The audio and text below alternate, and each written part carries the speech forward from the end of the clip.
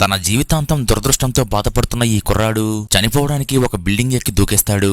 కానీ ఆశ్చర్యంగా ఇతడు కింద ఉన్న ఒక పెద్ద బెలూన్ మీద పడి ఒక్కసారిగా పైకి లేచి జనాల్లో ఉన్న ఒక వ్యక్తి మీద పడతాడు.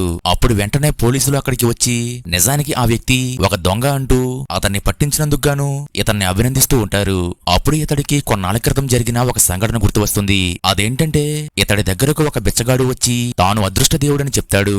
అంతేకాకుండా నువ్వు నాకు డబ్బులు ఇస్తే నీ దురదృష్టాన్ని తొలగించి జీవితమంతా అదృష్టాన్ని ప్రసాదిస్తానని చెప్తాడు. అయితే ఇతడికి నమ్మకం లేకపోయినా సరే ఆ బిచ్చగాడికి తన దగ్గర ఉన్న ఒక 100 రూపాయలు ఇస్తాడు. అప్పుడు ఆ బిచ్చగాడు ఇతడి శరీరంలోకి ఒక కాంతిని పంపుతాడు. ఆ తరువాత ఇతడు రోడ్డుపై వెళ్తూ ఉండగా పొరపాటున కాలు జారి ఆ రోడ్డుపై ఎగిరి పడతాడు. వెంటనే ఇతడు పైకి లేచి నాకేమీ కాలేదంటూ చుట్టుపక్కన ఉన్న ప్రజలకు చెప్తాడు. ఇంతలో ఒక కారు వేగంగా దూసుకువచ్చి ఇతన్ని గుద్దేస్తుంది. అప్పుడు దూరంగా పడిన ఈ కుర్రాడికి ఎంత పెద్ద యాక్సిడెంట్ అయినా సరే చిన్న గాయం కూడా అవదు. అయినా సరే ఇతడిని కారుతో గుద్దిన ఆ అమ్మాయి ఇతడికి నష్టపరిహారం ఇవ్వడానికి సిద్ధమవుతుంది.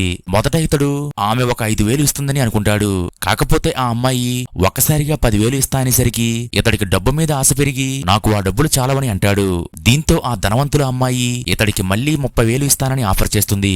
అయినా సరే ఇతడు మొండిపట్టు పట్టడంతో ఆమె చివరిగా 40,000 ఇస్తానని చెప్పడంతో ఇతడు వెంటనే పైకి లేచి ఆమెకు కృతజ్ఞతలు చెప్తూ వెంటనే ఆమె దగ్గర 40,000 తీసుకుంటాడు.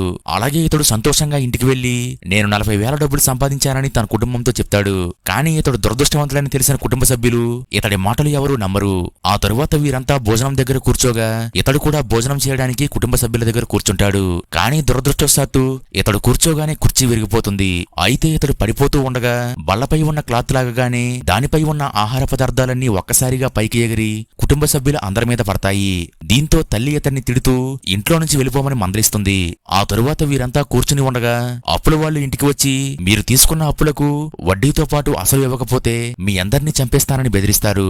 ఇంతలో ఈ కుర్రాడు వాళ్ళకి ఏదో తిరిగి తనకు శక్తులు వచ్చాయని నమ్మిన ఇతడు ఏదో ఒక అద్భుతం జరుగుతుందని చూస్తూ ఉంటాడు.